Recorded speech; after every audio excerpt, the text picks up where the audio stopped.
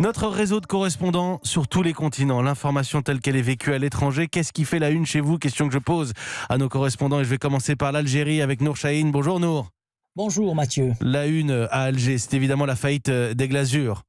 Effectivement, ici à Alger, Glazure fait partie de l'actualité depuis quelques jours déjà. Sa disparition donc ne passe pas inaperçue dans les médias, à commencer par le site d'information Algérie 1 qui met l'information en une et titre « Glazure en redressement judiciaire annule tous ses vols à partir de samedi ».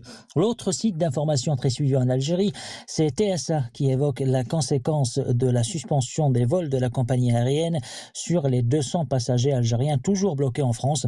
Pour sa part, le quotidien Al-Watan s'interroge sur la capacité de la compagnie à trouver un repreneur et rappelle qu'Glazure emploie 350 Algériens parmi les 1150 que compte son effectif. À la radio, la chaîne 3 d'expression francophone a donné l'information dans son édition de 19h avec une précision: pas de dédommagement pour ceux qui ont déjà acheté leur billet d'avion chez Glazure. Vous êtes directement concerné, peut-être vous réagirez au 39-21 ce matin. Merci Nour Chahine. L'Iran à présent, où nous retrouvons notre envoyé spécial Europe 1, Jean-Sébastien Soldaini. Bonjour Jean-Sébastien.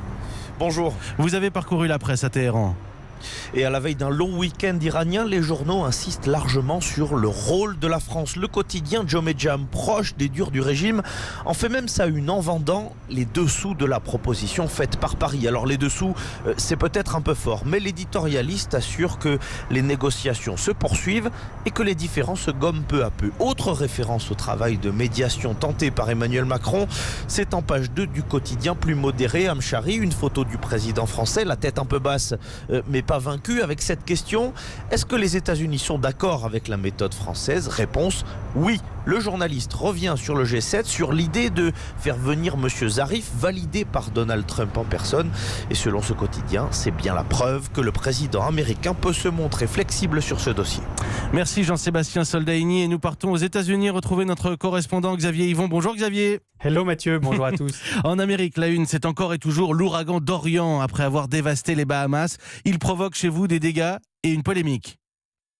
Exactement, à la une du New York Times ou de USA Today, on compte les foyers privés d'électricité, plus de 200 000, et on montre les inondations, notamment en Caroline du Sud. Et puis, il y a une autre image qui fait la une, celle de Donald Trump dans le bureau ovale en train de montrer une grande carte météo. On y voit la trajectoire initialement prévue pour Dorian, trajectoire modifiée avec un coup de marqueur noir, c'est assez grossier. Tout ça pour inclure l'Alabama sur le chemin de l'ouragan. Ah, tiens, l'Alabama, pourquoi ?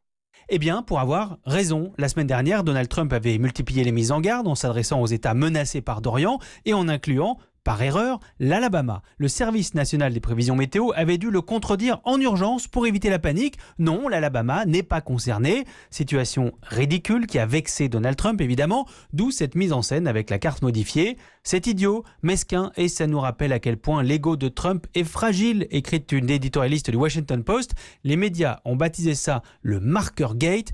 Et il rappelle que la falsification de documents officiels est un délit fédéral passible de prison. Merci Xavier Yvon aux États-Unis, merci à Nour Chahine en Algérie et merci à Jean-Sébastien Soldaini, notre envoyé spécial à Téhéran. C'est votre fenêtre sur le monde tous les matins à 6h50 sur Europe 1.